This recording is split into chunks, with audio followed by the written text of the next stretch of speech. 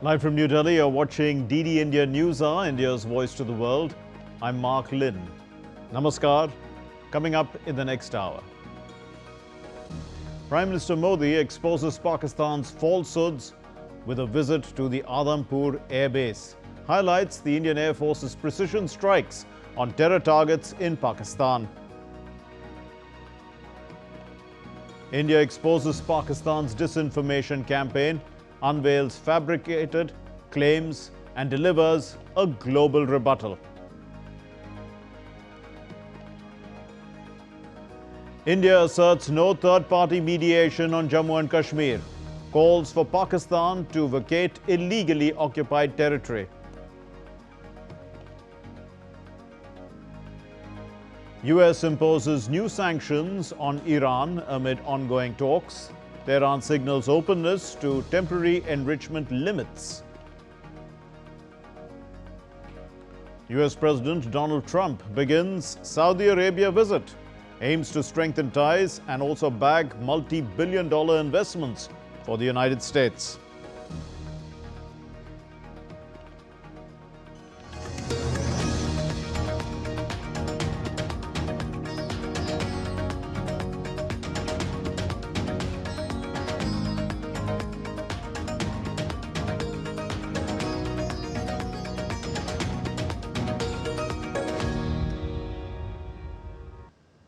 Prime Minister Narendra Modi saluted the armed forces, praising their courage in Operation Sindoor. He emphasized nationwide support for the mission and expressed gratitude to the soldiers and their families. The Prime Minister visited the Adhampur Air Force Station. His visit giving Pakistan a reality check. Prime Minister Narendra Modi visited the Adhampur Air Force Station on Tuesday, where he was briefed by Air Force personnel and interacted with soldiers. He described the experience as special and expressed gratitude for their service. Highlighting India's military precision, he cited Operation Sindoor as a defining moment in counter-terrorism efforts. He affirmed that India's new normal includes striking terrorist hideouts with accuracy. जब भारत के सैनिक मां भारती की जय बोलते हैं तो दुश्मन के कलेजे कांप जाते हैं। जब हमारे ड्रोन, जब हमारी मिसाइलें सनसनाती हुई निशाने पर पहुंचती हैं तो दुश्मन को सुनाई देता है भारत माता की जय। Incidentally, this is the Air Force base Pakistan falsely claimed without evidence that its jets had destroyed India's S-400 system in the recent confrontation. Prime Minister Narendra Modi set the record straight. सिर्फ 20-25 minute के भीतर सीमा पार लक्ष्यों को भेदना, बिल्कुल pin pointed targets को hit करना, ये सिर्फ एक मॉडर्न टेक्नोलॉजी से लैस प्रोफेशनल फोर्स ही कर सकती है। While addressing the nation on Monday evening, Prime Minister Narendra Modi reaffirmed India's commitment to combating terrorism, declaring that Operation Sindoor now defines the nation's anti-terror stance. He emphasized India's growing military strength, citing its battlefield victories and advancements in warfare. Stressing decisive retaliation, he asserted that terrorism and diplomacy cannot coexist. Terror और talk एक साथ नहीं हो सकते। Terror और trade एक साथ नहीं चल सकते और पानी और खून भी एक साथ नहीं बह सकता। Prime Minister Modi dismissed nuclear threats and maintained that any dialogue with Pakistan would focus solely on terrorism and Pakistan-occupied Kashmir. He praised the Indian Armed Forces and the nation's unity. Bureau Report, DD India. The External Affairs Ministry stated that India maintains its long-standing position on issues related to Jammu and Kashmir, emphasizing that they must be resolved bilaterally between India and Pakistan. During a media briefing in New Delhi, the MEA spokesperson Ranveer Jaiswal reaffirmed that India's policy remains unchanged, stressing that the only outstanding matter is for Pakistan to vacate illegally occupied Indian territory. As you are aware, we have a long-standing national position that any issues pertaining to the Union territory of Jammu and Kashmir have to be addressed by India and Pakistan bilaterally.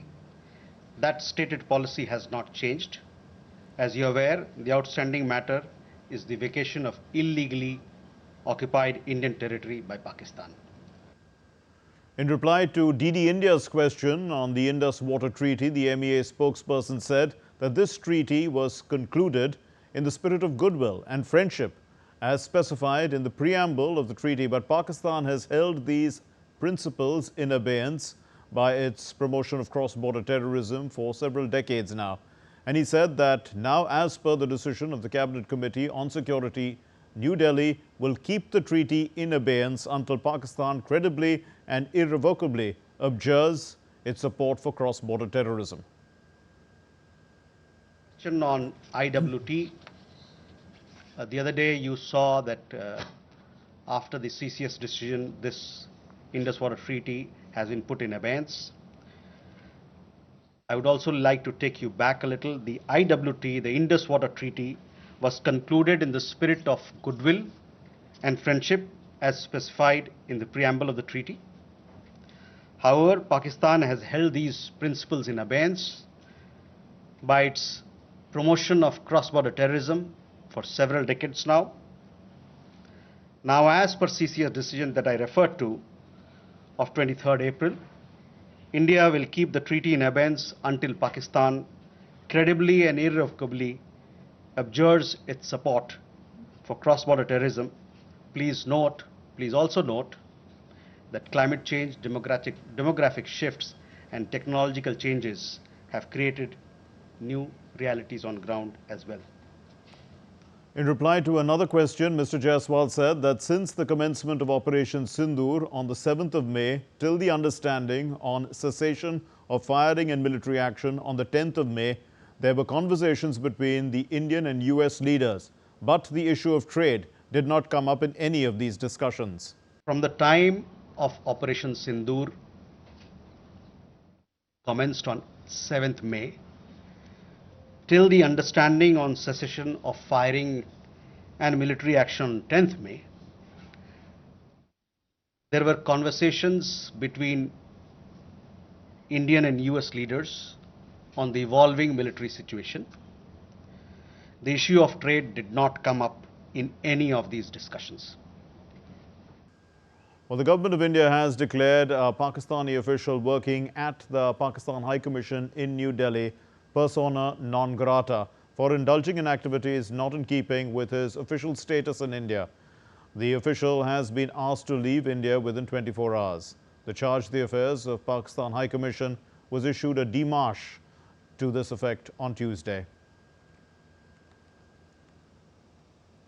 Well, it's not only about Adhampur, but Pakistan has mounted a relentless disinformation campaign to delude their domestic audience into believing their country had made gains in the recent confrontation with India. Pakistan's state-affiliated accounts recycled outdated images, misrepresented old videos and invented completely fabricated claims. Ayushi Bhatnagar has the details.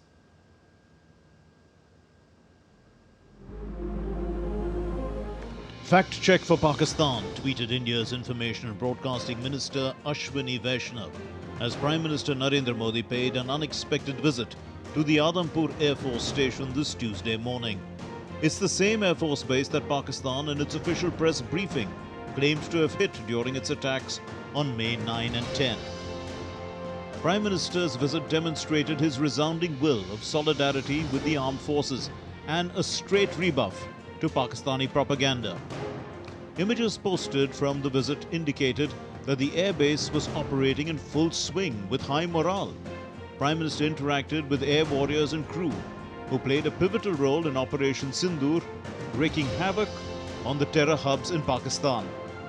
Keeping up with its dirty game of false claims and propaganda, Pakistan not only claimed to have hit Indian air bases, but have also called LET terrorist Hafiz Abdur Rauf an innocent man. In fact, the PIB fact-check unit exposed Pakistan's lies and misleading claims. Pakistan did not stop here.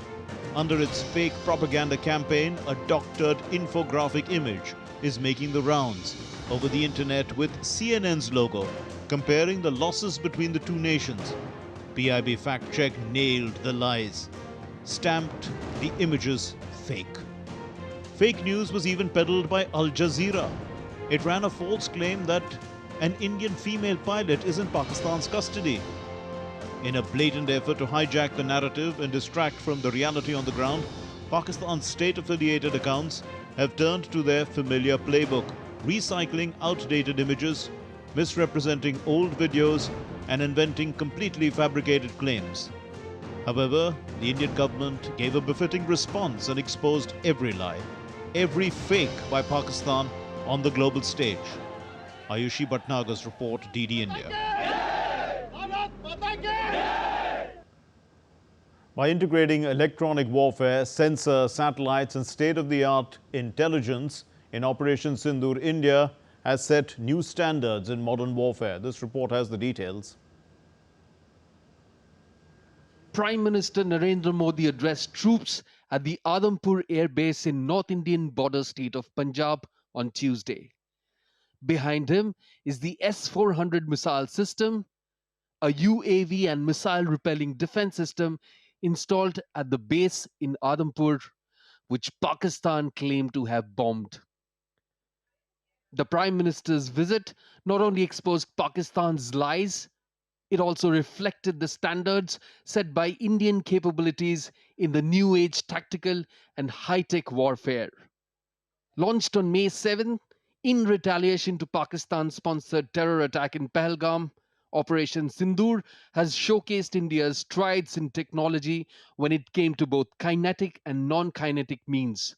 While kinetic means involves using direct physical force and traditional military weapons, non-kinetic means engages cyber warfare and sanctions. The operation is an integration of electronic warfare, sensors, satellites, and state-of-the-art intelligence and surveillance, and above all, its indigenously developed technology. The Akash surface-to-air missile defense system has proven its efficacy in intercepting Pakistani missile and repelling attacks by drone swarms on India. With a real-time multi-sensor data processing and threat assessment, Akash can intercept multiple threats simultaneously. The D4 anti-drone system is instrumental in detecting, tracking, and neutralizing drones.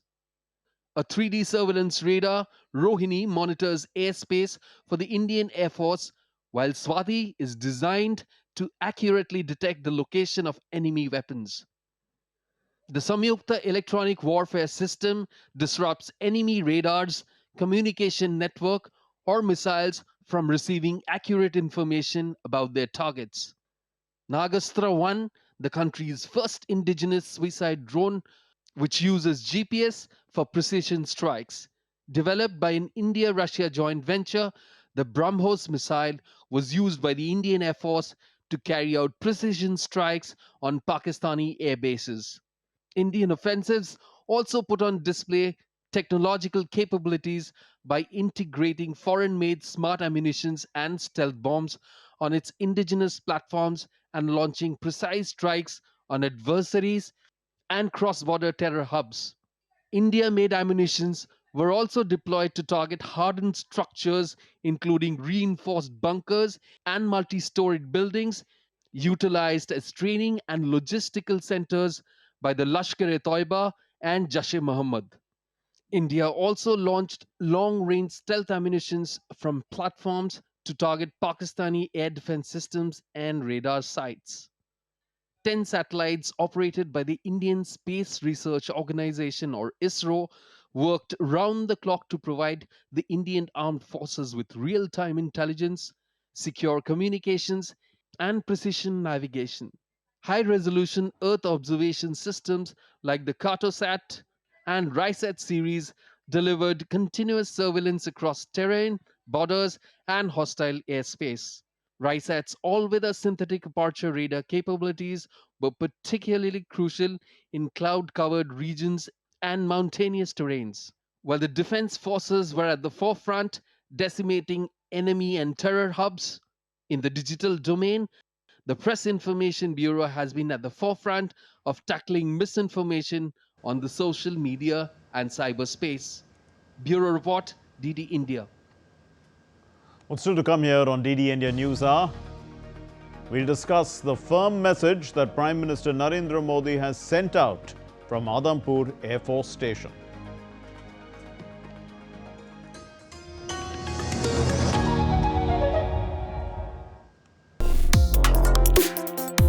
Complex issues, hidden agendas, twists and turns, strategic games. We think all dots are linked. We just need to connect them. Join me every week as I connect the dots to unravel hidden designs in statecraft, mysteries, and decode issues that matter to you. Watch Connecting the Dots with me at these times on DD India.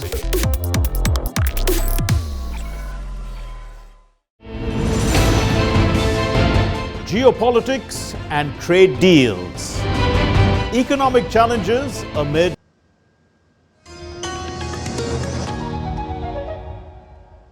You're watching DD India NewsHour. I'm Mark Lynn.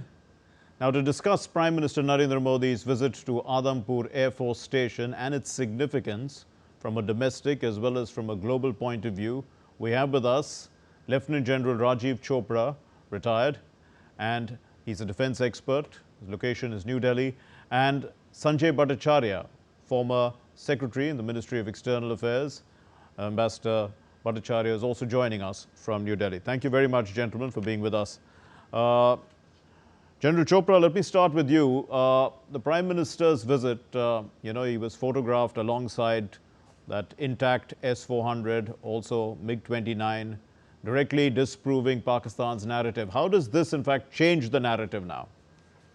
See, the Prime Minister's visit came after there was a cessation of little firing between the two nations.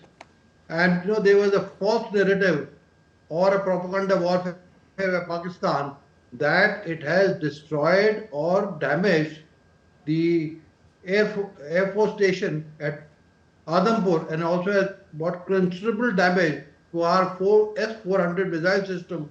It is the most costly and important system and the world #1 system. And since it was a false narrative, the Prime Minister decided to go to this forward base, which is about 100 kilometers from the international border, and has been used as a forward base for operations in 65, 71, and also in the Kargil operation. Okay. And see, if the airstrip was damaged, the Prime Minister aircraft couldn't have landed. Right. That indeed brings the another thing, that the Prime Minister himself was photographed along with the MiG-29 and also the S-400 system. It totally destroyed the false narrative of the Pak army.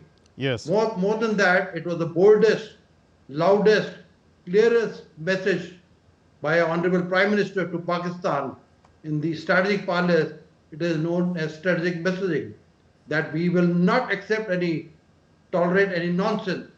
Okay. It was a big morale booster for the air warriors who were present there, not only them, for the entire armed forces, as a leadership is in the forward area and not taking decisions from the officers in Delhi. That shows how protected he feels in the airbase.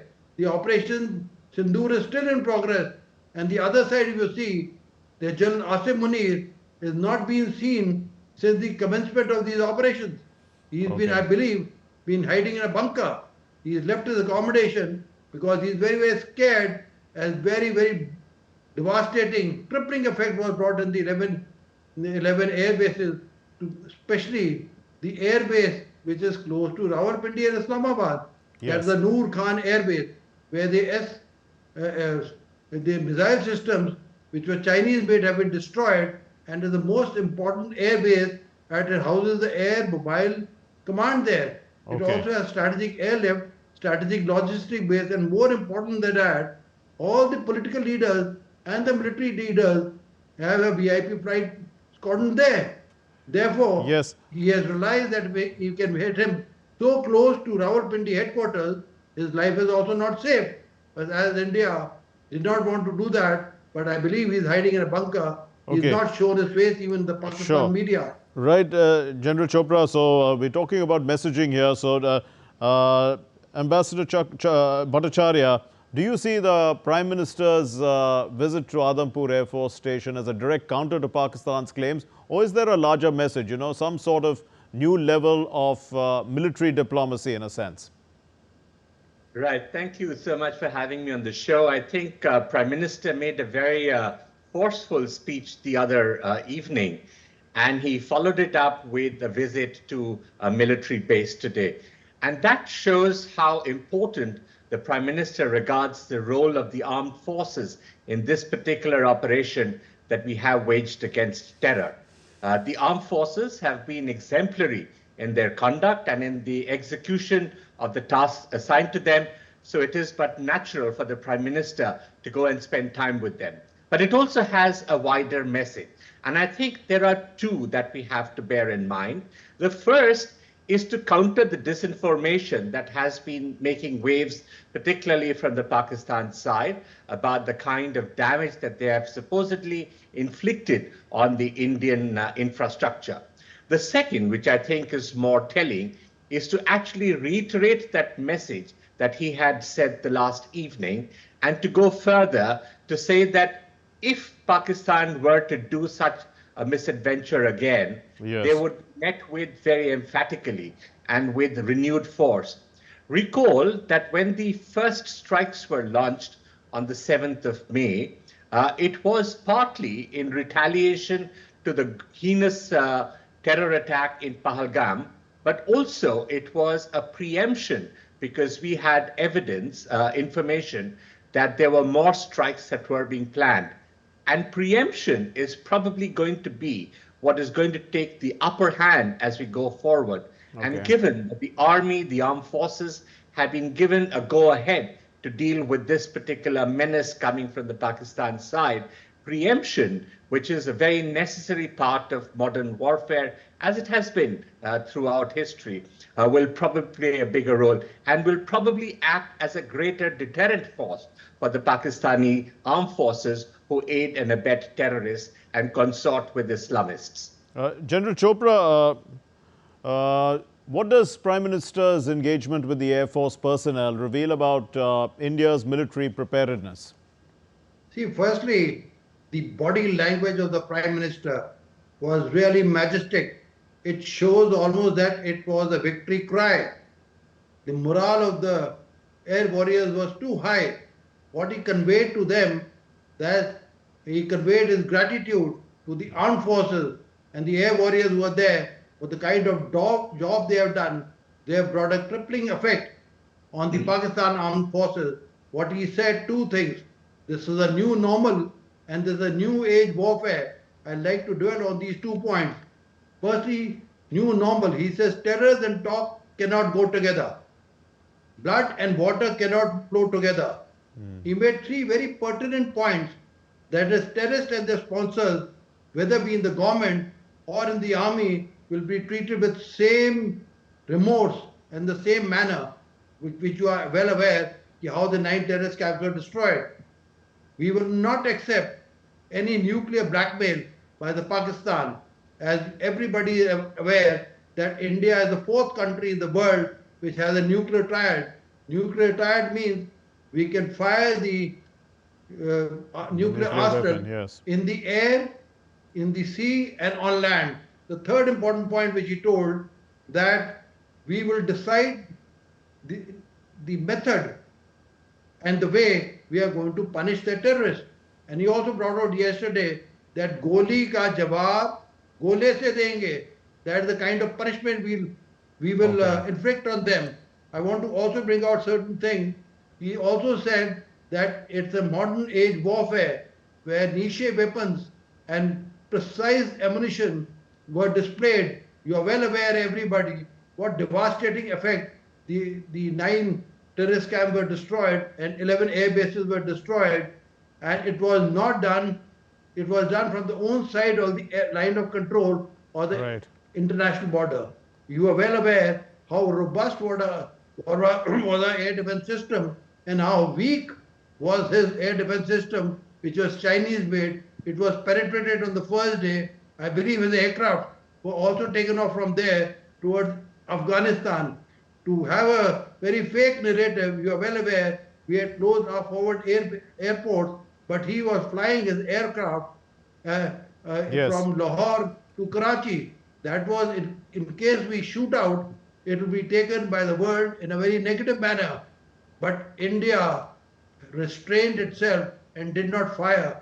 This is what few things I want to bring out. Okay. Another 2 points want to add, that what he has brought out, that anything between India and Pakistan is a bilateral issue. Yes. Secondly, there will be talk only on terror and also on the illegal occupation of Pakistan Kashmir, occupied Jammu and Kashmir. Yes. These are few important takeaways for the Absolutely. Indian Army, that we have Absolutely. a very robust leadership, both in terms of political as well as military leadership, and our troops Indeed. are very battle-hardened, and they'll deliver a decisive blow as they've been Yes. asked. Let me bring in Ambassador Bhattacharya once again. So, obviously, the visit has boosted the morale of the armed forces, but Ambassador Bhattacharya, does it also reinforce national unity around India's counter-terror efforts?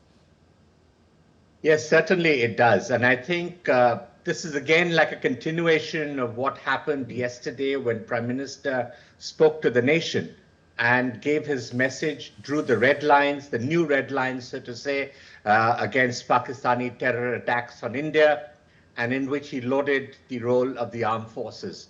Let us not forget that the armed forces have always been a huge unifying factor for the nation. They have fought the wars very valiantly and have delivered every time. And it's not just in wars, because, I think our Indian armed forces have shown their credit even in peacetime, when there are humanitarian disasters, when there are natural disasters, and they have come to the assistance of the people. So the kind of sentiment that the people of India have for the armed forces is always one that we hold them in the highest esteem, and we see them as the saviors of the motherland. So when Prime Minister goes there, he reinforces that belief that the Indians, that the people of India, the citizens of India have for their armed forces. The second thing, I think this is also a message to the rest of the world. And I think there is a message that has sometimes not been fully appreciated by other countries, by many countries. The fact that Pakistan is actually the epicenter of terror. It's not just a country from which terrorists come and wreak havoc in different parts of the world, particularly, of course, in India. Right. But that the Pakistan state, particularly its armed forces, have been at the base of actually supporting and abetting and training and giving shelter to these terrorists. And therefore, they need to be dealt with at a slightly different level. And therefore, there needs to be greater unity across the world in terms of the zero tolerance on terror. And this needs to go across, the message needs to go across to different capitals. And Prime Minister, I think, is also sending out this additional message to the global community who must be watching, to see that if you do not take action, you will also face the consequences. Yesterday, he'd referred to several instances where Pakistan-trained terrorists had wreaked havoc in different parts of the world, in the United States, in the United Kingdom, and other places. So this is a message also to the global community to Absolutely. fight terror. General Chopra, so this is clearly, an evolving defense doctrine, something that's the new normal now. Can you stress a little bit on that, particularly regarding precision strikes and proactive military engagement? Yeah, like I brought out, Pakistan on the 7th morning was totally taken by surprise. Though they were alert that something is going to happen, but we took 14 days for detailed planning, because we had to pick up the coordinates by the intelligence agencies and also from the satellites. We had the exact coordinate of 21 terror camps. Out of that, we targeted 9. And that was done again, I repeat, from the own side of the line of control and own side of the IB. There were 9 terror camps. For first time in Punjab, the heartland. We have never struck there. We always struck in the Pakistan-occupied Jammu and Kashmir. And these were Rafale aircraft, which are state-of-the-art aircraft with Yes. very niche weapons and the munitions, precision strike weapons. As you're aware, the missiles and the bombers which they used, they had a very crippling effect. In fact, they were devastating. The Pakistanis were shattered because as reports came, and the best thing what you are showing, that it was a real-time, images were sent, not only to see the population of India, Pakistan, and also the world. The kind of before and after images which you are showing on the screen Yes. has shown what was it before and what it is after. So there is no question of anybody having a iota of doubt that the damage was not done. Indeed. The things didn't Yes. last there. After that, we went on the air and we said it was a non-escalatory precision strike, and Yes. hereafter, because it was on the terror camps, we will not escalate unless you escalate and hit a military installation or strategic or the civilian. But Pakistan, as it is, it did not budge. It struck us by 400 to 500 drones and also Yes. the missiles.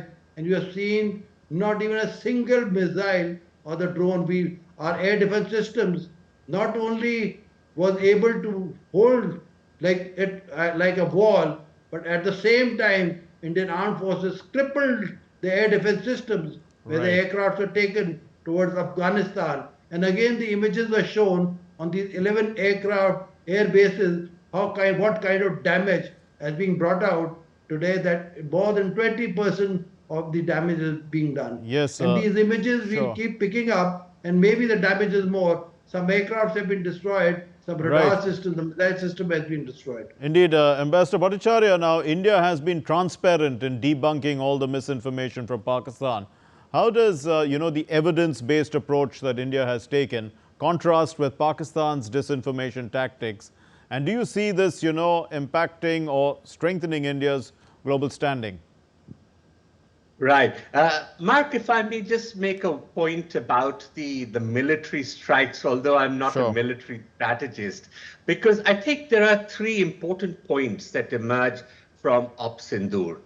The first is that if you compare it with the previous instances where we had a surgical strike, where we had Balakot, which was a single attack point, we see a big escalation in the nature of the strike. It's not Yes. that the strike is escalatory in nature, but there is a big step up in the kind of activities and the targets that we've hit. We've also hit, for instance, the headquarters of the JEM and the LET and the Hizbul Mujahideen, and many of their leaders, including proscribed terrorists, have been killed in the process. So this is, I think, an escalation that the Pakistan side and its sponsors must bear in mind.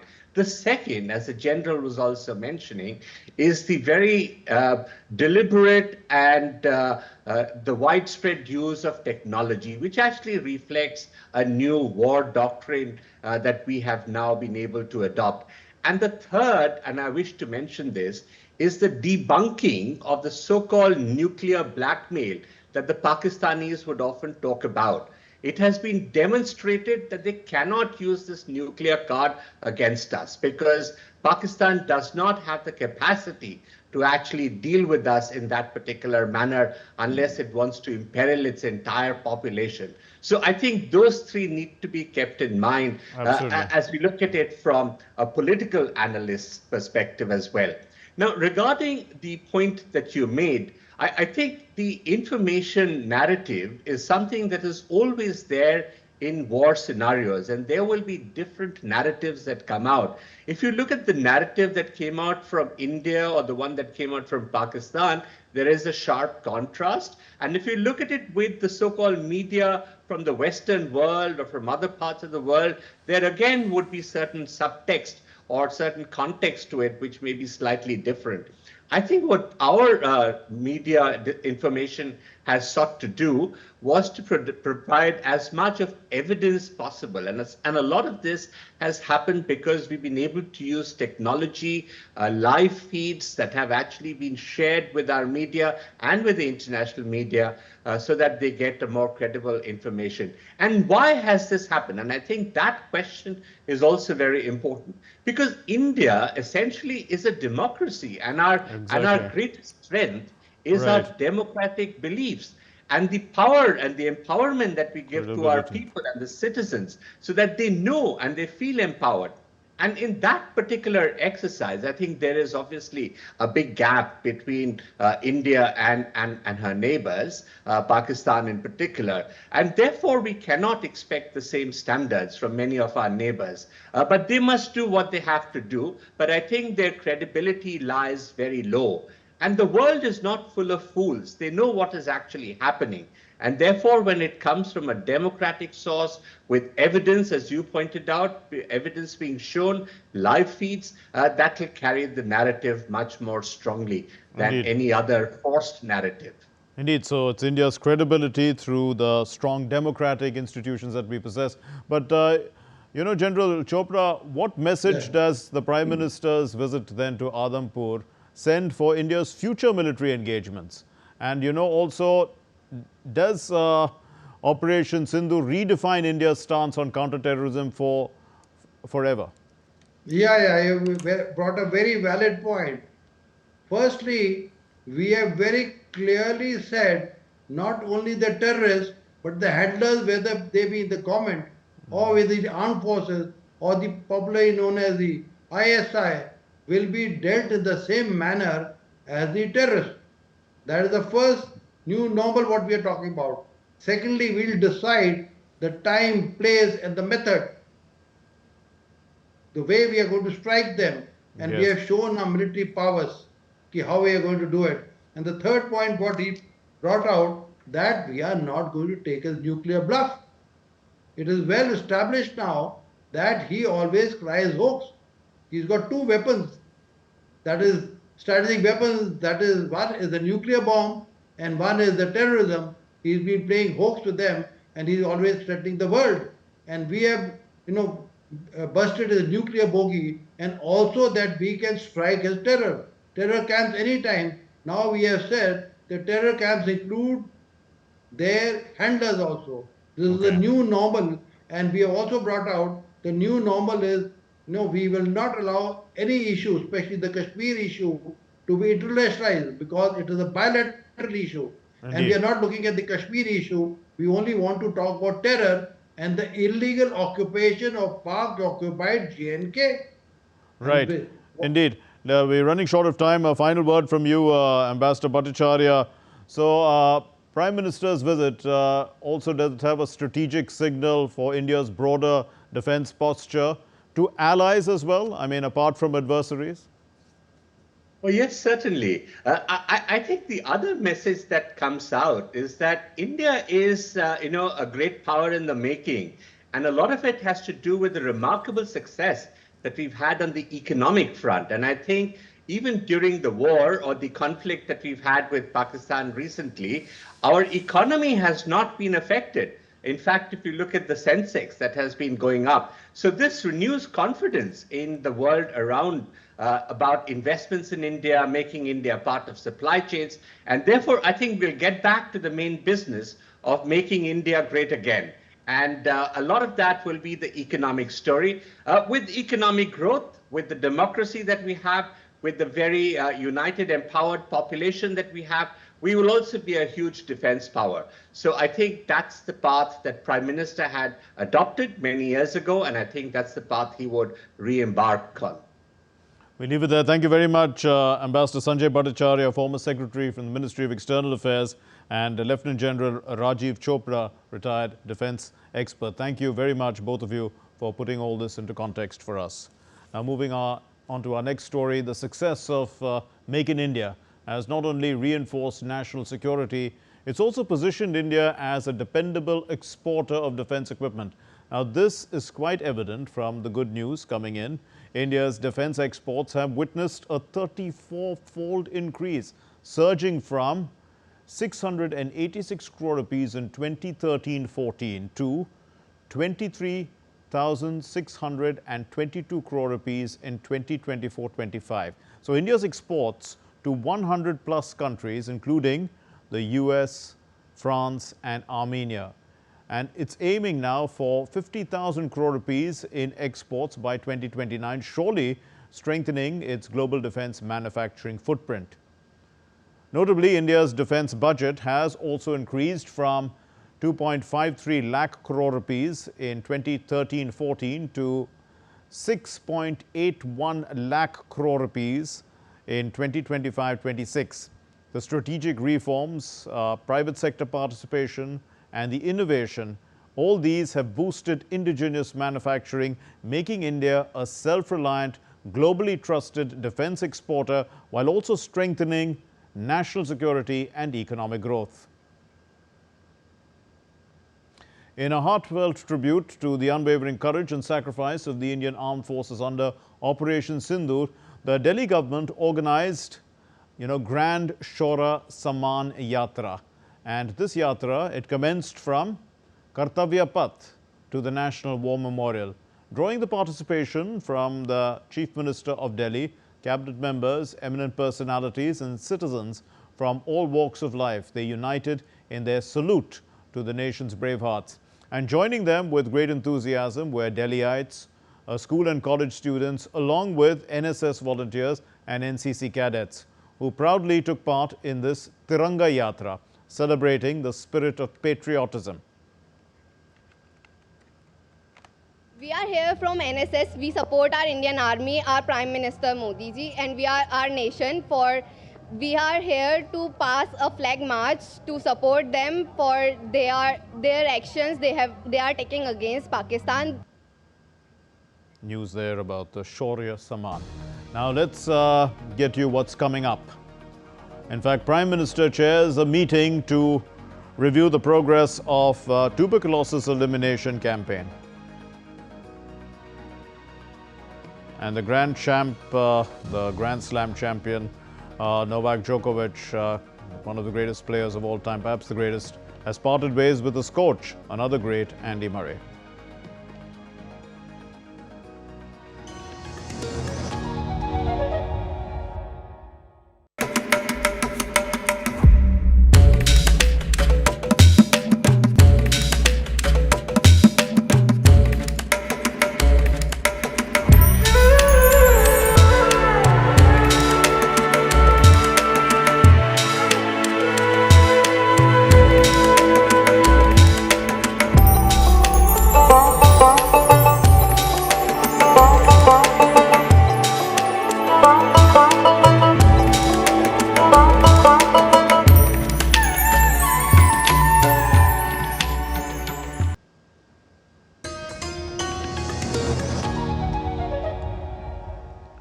You're watching DD India NewsHour. I'm Mark Lynn. Prime Minister Narendra Modi chaired a high-level review meeting on the National TB Elimination Program, NTEP. This happened on Tuesday.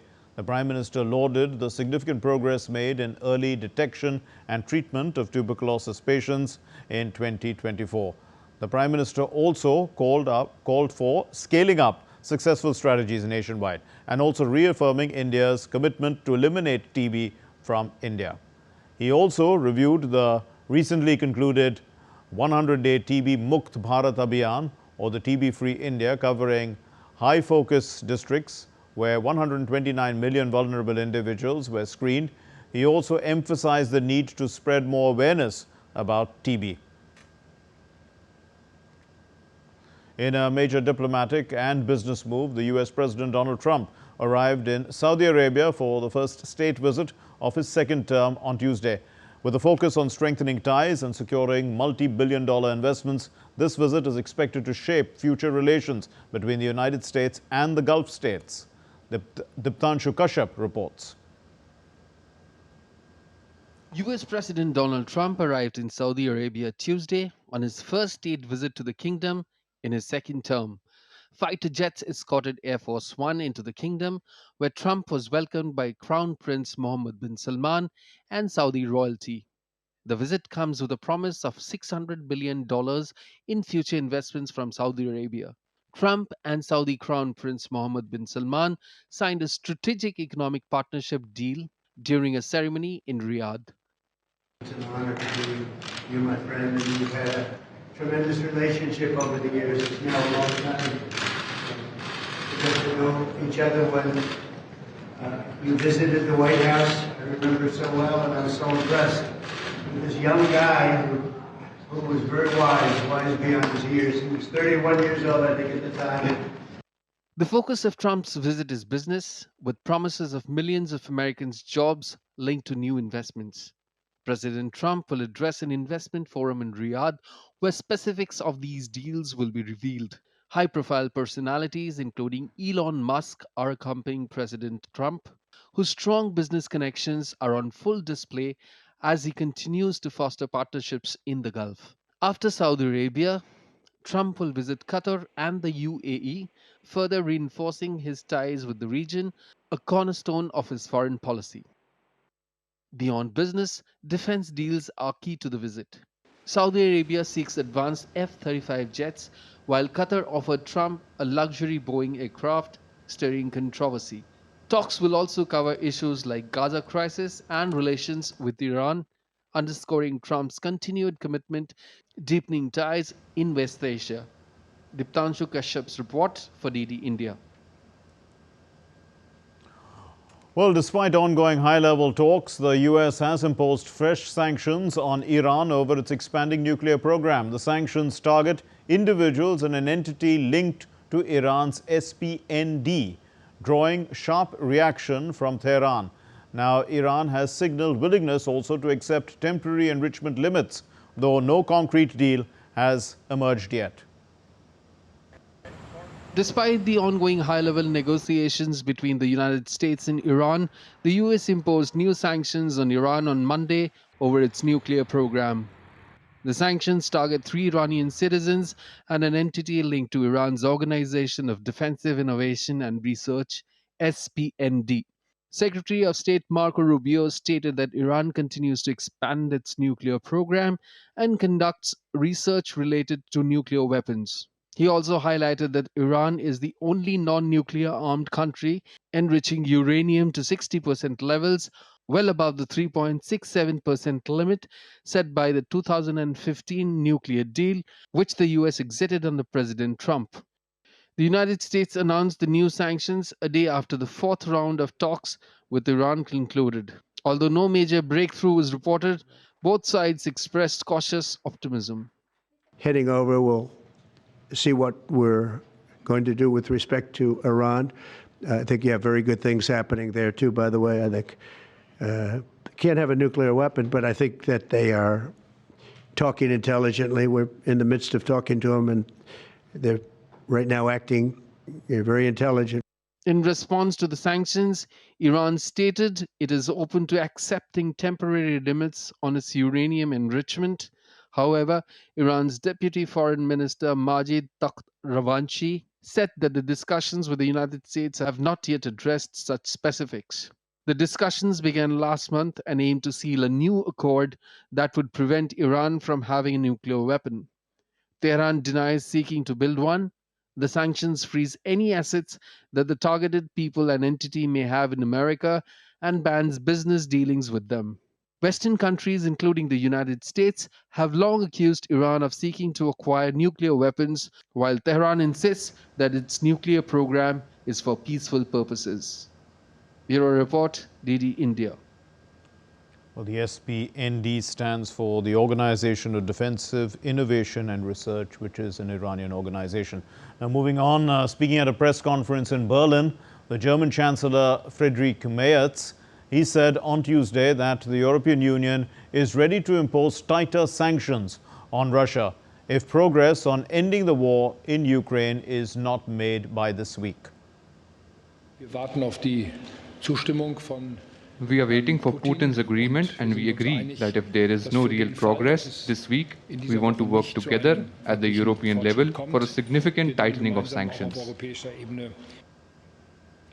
An attack on a military base in northern Burkina Faso has left several soldiers dead. Security forces reported that a police station and a local market were also targeted in the coordinated assault. Authorities said soldiers, pro-government militiamen and civilians were among the casualties, though an exact death toll has not been released. Meanwhile, a separate attack in the south claimed dozens of civilian lives, highlighting the escalating insecurity in the junta-led nation.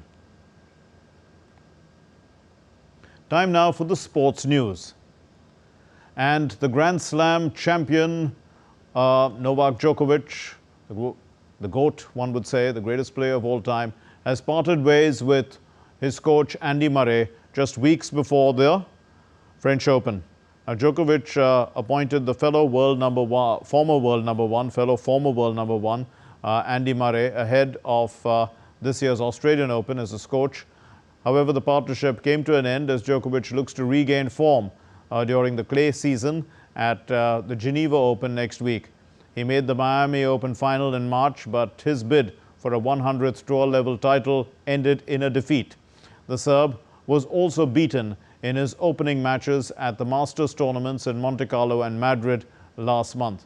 Djokovic was expected to jumpstart his clay campaign in Rome, but he skipped the ongoing Italian Open without giving a reason.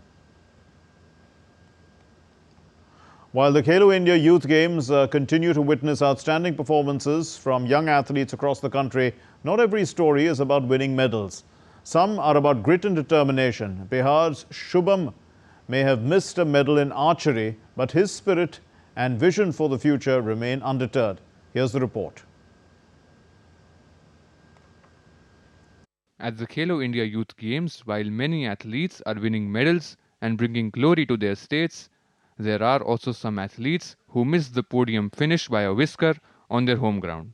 One such athlete is Shubham from Bihar, who had hoped to win a medal in archery at the event held in Bhagalpur and make Bihar proud. However, in the face of stiff competition, Shubham missed out on a medal.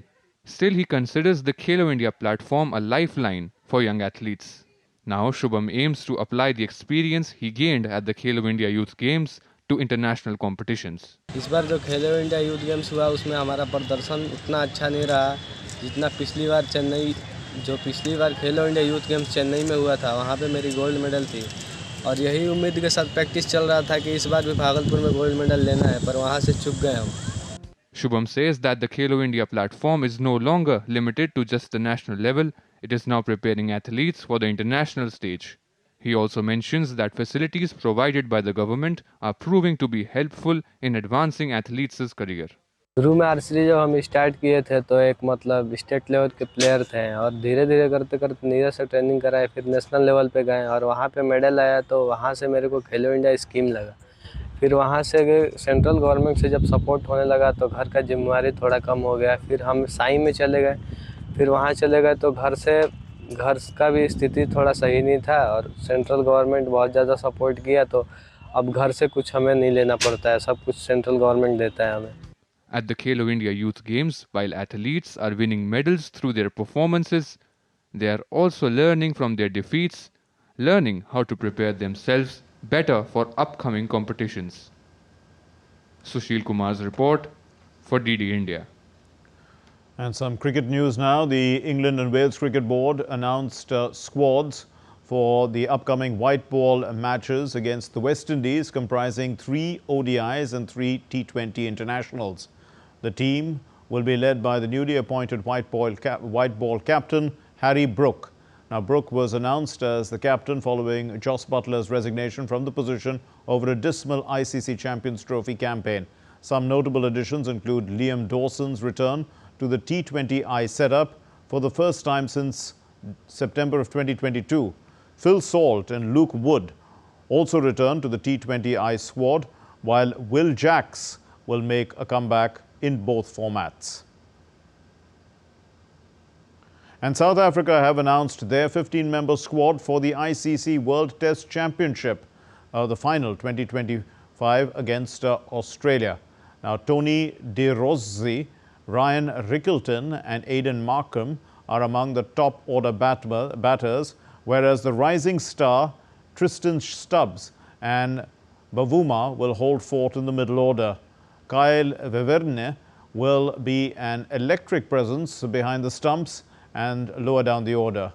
Vian Mulder, Marco Johnson, Kagiso Rabada and the returning Lungi Ngidi, they frame up the fast bowling lineup, while Keshav Maharaj will be the spin face, along with Senuran Muttusamy. Also, the skipper Themba Bavuma will lead South Africa in the first ever, this is their first ever WTC final. The match starts in Lords June 11.